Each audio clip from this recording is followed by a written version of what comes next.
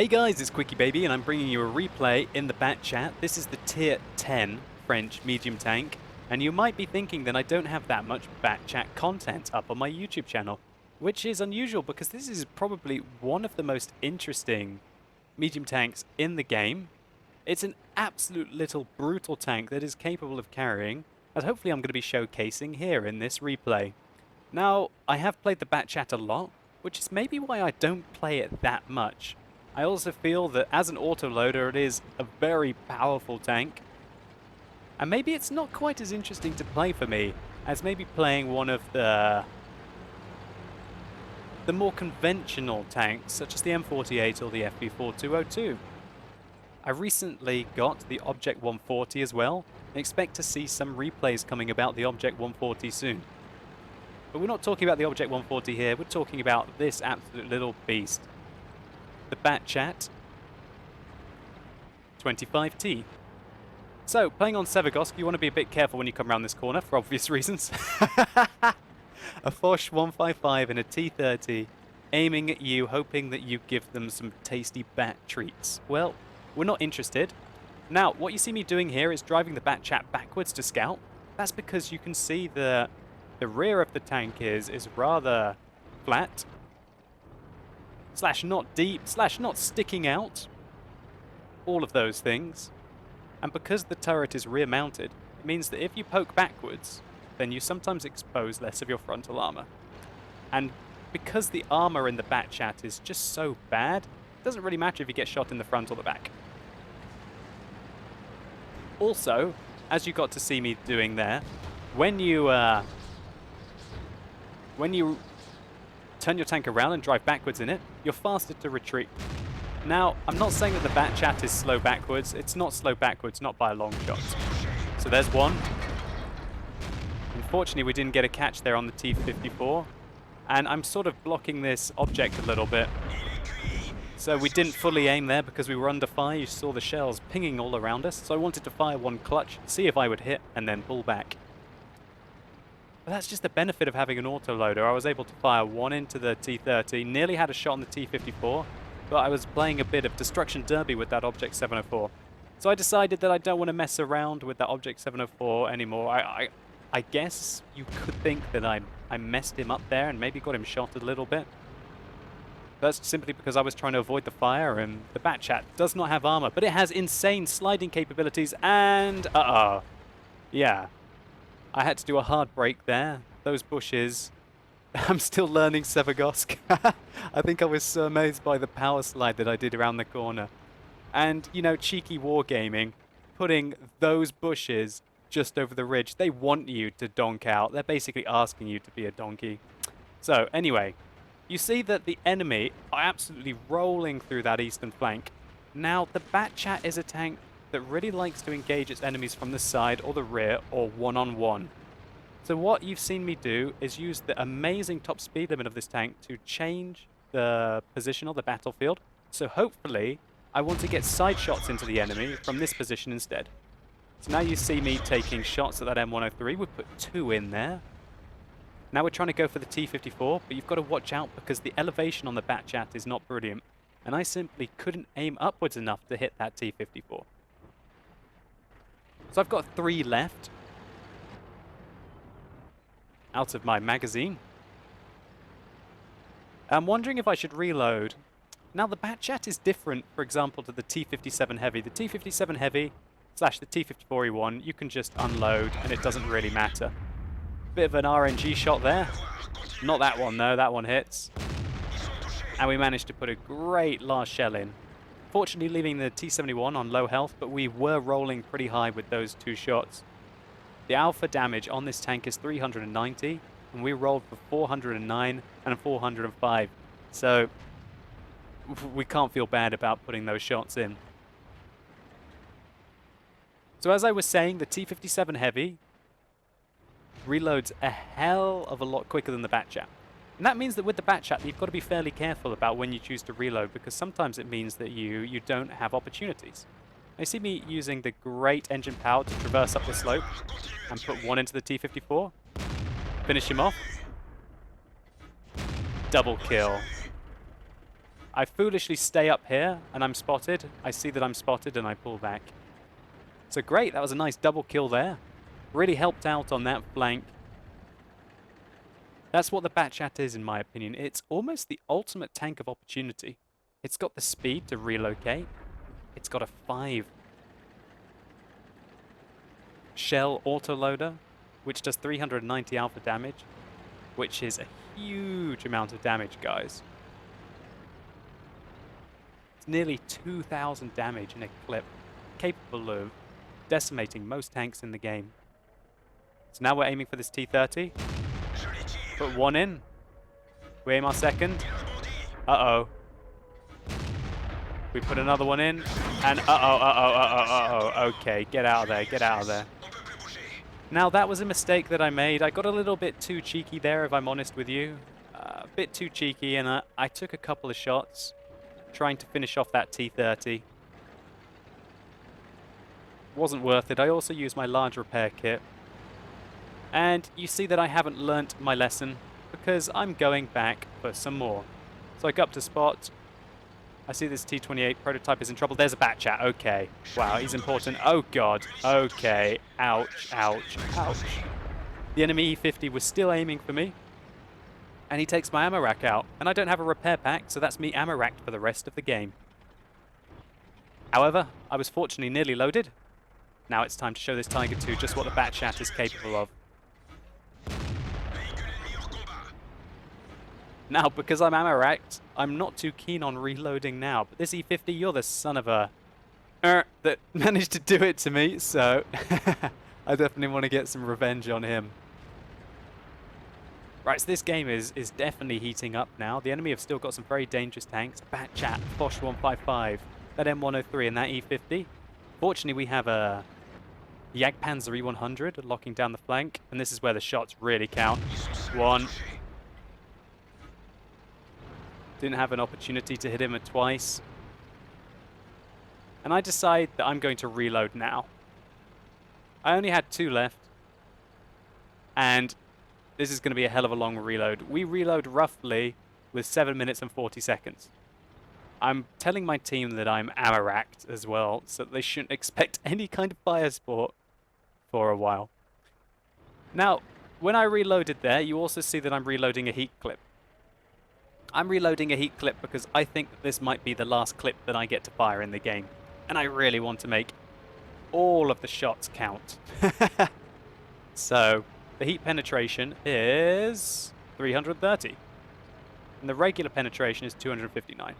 Now, the regular rounds are more than sufficient for the vast majority of the times. And in fact, now with the heat nerfs, the APCR rounds getting their normalization and being more effective against spaced armor, I would load them 95% of the time. However, considering I'm ammo-racked, it's now time to load the heat clip in case we really need to make the shots count by shooting the M103 in the upper plate, for example. And we know that there's something capping. What is it? Okay, here we go. I'm going to support this E100 Jagdpanzer who's valiantly going off to attack. See, there's an E50 behind me. I'm not interested in him. All right, Mr. BatChat, let's move. All right, I'm going to stop here because... No, I'm not. I'm going to keep going. Okay. I really want to get into position to help out the Jagdpanzer who got annihilated. But he didn't die in vain. I was able to poach a kill on the BatChat there. And okay, wow, I've got 3 left. That T-54 just died. Okay, it's a 1v3. Also, they have an artillery and they've got an M103 on the east. Right, so just to pause the game here. So this is kind of like an important moment. So my mentality right now is, I'm ammo-racked, so I need to make these 3 shells count. I look to see how much health the E50's on. And that E50 is on 515 health. All right, so I'm thinking immediately, I kill him in 2 shots. So I have to make 2 shots penetrate, otherwise I will die. Okay? The M103 is on 442 health. We can see that up here using the XVM mod when I press my Alt key. So that means that there's no chance that I will be able to kill this E50 in 2 shots and then kill the M103 with my remaining shell. So my plan is, I can't let the enemies join up. I can't let the E50 and the M103 team up, because if they do, I am not very well at all. It's one thing to go in and try and assassinate a tank when he's by himself with a clip, and it's another thing to try and go in and assassinate not one but two tanks. So my plan is, the M103 was last spotted on the east. Let's go and assassinate this E50 as quickly as I can with my 3 remaining shells. And I'm going to do this quickly. Okay, I'm spotted. We put one in. He didn't have the gun depression. I stopped there because he gave me a good opportunity. I noticed the M103 is below me. I need to kill this E50 and then get out of this situation. I don't have time to dally around. The artillery has missed. I'm making sure the M103 can't shoot me in the side, and then now we're going in. So the E50 nails me once. I finish him off. And now I'm going to reload my APCR rounds. So what you see me doing is trying to be a bit unpredictable. I wanted to make it look like I was trying to get up there for a spot. Actually, to be honest, I wasn't trying to look unpredictable there. I was probably going up to see if I could go get a spot on the artillery. When I saw that wasn't going to happen, I decided to go west. Now, from the direction the shells hit, I noticed that it's very likely the artillery is in the northeast corner. Why is that, you say? Because the shell went past my tank and behind me. What that will probably mean is that if it goes over you, then you can sort of triangulate the direction, because generally the shells go in front or behind. They don't usually go left or right quite as much. And because somebody's capping, I know, alright, at least I know where the M103 has gone. The M103 didn't chase me. I was preparing to run from him until I got my reload. But now that I know that the M103 is capping, I can go for him. And this game is damn close right now. If I wasn't Ammoracked, I would be able to put up the pressure a lot more quickly. But because I was Ammoracked, I really had to run away for as long as I did to be able to get the re-engage. So great, I spot the M103, and interestingly, he doesn't spot me. Now what you see me here is my sixth sense didn't go off. For whatever reason, my camo rating was excellent, and his wasn't. Maybe I got lucky, but I've got the jump on him. So what I'm going to do is try and fire my shots off. So, oh god, one bounce, one pen. Okay, so right now, what am I thinking? Okay. The M103 is now a one hit. I have 3 shells left. How many am I willing to risk? Alright, I'm thinking I will fire one. I will fire one, hoping that it goes in from here. Okay, it doesn't go in, it hits his track. So what that means is that now I have to make my move. Ouch, that hurt. But I know that he's tracked still, or he's used his repair kit. Had to make that one count. And now we've just got to hope that the artillery don't hit us. Trying to be fast with our movements. And the Lorraine 155 donks his shot. Fantastic. So that was quite an intense little bit of gameplay. I tried to explain everything that happened to you as quickly as it happened, because there was quite a lot of detail in there. One, I noticed that the M103 didn't spot me on my way in, which gave me an opportunity to shoot him. 2, my first shell bounced, my second shell went in. That means that I have 3 remaining shells. I was willing to risk one of them to try and get the outright kill from range. Then I knew that I had to close the distance and guarantee that my 2 remaining shells would penetrate. I knew that I could take a shot from him with my remaining health. It was more of a case of I have to close the distance and ensure that I'm going to be getting the kill with my 2 remaining shots. And I also didn't fire blind at him from range with the 2 remaining shots, because I wanted to have one in case RNG happened, maybe in the side or on the track, and then the remaining one to get the kill. So now what you see me doing here is basically poking. I want to get some vision on the Lorraine. What I'm worried about is the Lorraine might be trying to cap right now. There's only 2 minutes left in the game. And what that means is that to be able to win the game, you have to be capping by yourself before 1 minute and 40 seconds. 1 minute and 40 seconds is 100 seconds, and that's how long you need to be able to cap outright. So, I'm in the cap circle before 1 minute and 40 seconds, and we're going to do it right here. Now, just to pause and give some more insight here. Alright. Okay, so here's the cap circle. Now, how many of you would think, I'm going to hide behind the building? How many of you would think, I'm going to hide in the bush. I'm going to hide in the bush. How many of you would think that that would be the right thing to do right now?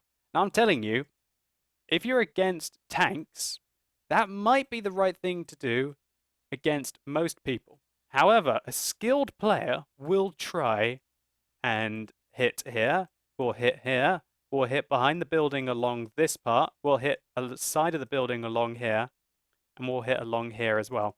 Now, depending on the tank that you're facing, if I was facing, for example, a T-54, if I was playing against the BatChat right now in a T-54, I would try and blind fire from safe locations right along there and just try my luck against him. Okay, also, the artillery, being how it is a French artillery that has a high rate of fire, if I was playing the artillery, I would try and splash here, here, here, probably hit the corner there, hoping for a bit of splash on there or there, to at least guarantee the draw, or put a bit of splash here to guarantee damage on any BatChat that's hiding here or here, if that makes sense to you. So what that means is, I'm not going to go there. I'm not going to go there. That's one of the biggest mistakes that you'll see a novice player make when they're trying to cap out against an artillery or even against a regular tank. So I'm thinking that the artillery is still northeast. That's my thought. Right now I'm still thinking that the artillery is northeast. Okay, so you just heard an artillery shell land. How many of you would be camping behind that building and would have just been interrupted? The splash damage might have got anyone around there when it hit the building. If the artillery was more clever, he would have aimed here and here. What he also just gave me is a lot of information. If his shell hits here, it's very, very, very likely that he's not within this position here. He can't be within here to here, okay? Why? Because he can't shoot a shell around the building and he can't lob a shell over the building. What that means is it's very likely that when he just fired, he was in this position over here.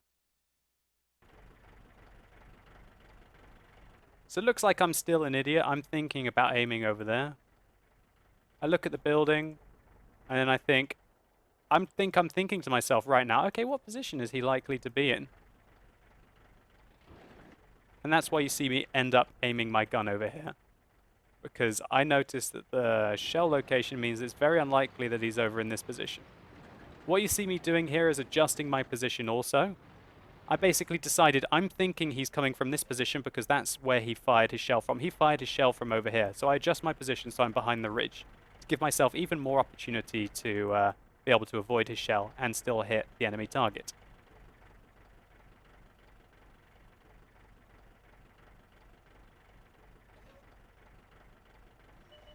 And there we go.